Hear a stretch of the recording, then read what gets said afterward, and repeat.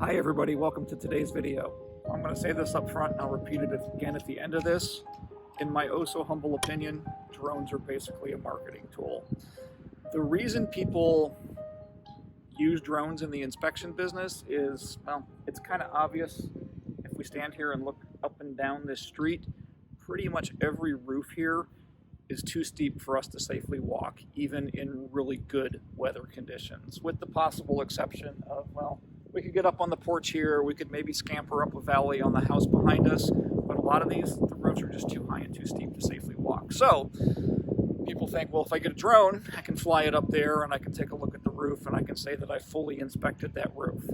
The reality of it is, there is no substitute for actually getting up close, even if it's just to the edge of the roof, and being able to put your hands on it, being able to see it with your own eyes.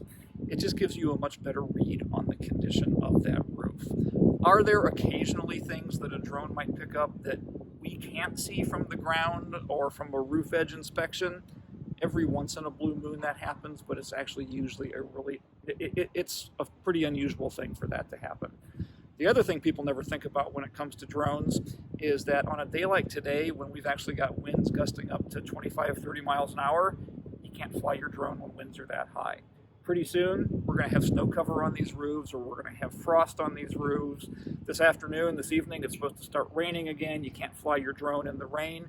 So most of the same limitations that pertain to us walking a roof or doing a visual inspection of a roof with binoculars and with roof edge also pertain to drones. So in the end, when it gets down to it, drones are just like anything else. They're a tool that are sometimes kind of handy, but for the most part, for the vast majority of the time, they're not nearly as useful as people think they are, and we can get the same or better information studying a roof through binoculars and doing a roof edge inspection. So they do make pretty listing photos. They do make very pretty listing photos. There is definitely a cool techie factor to them.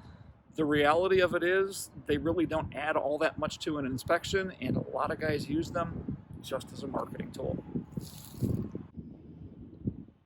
Thanks for watching. We'll see you in the next video.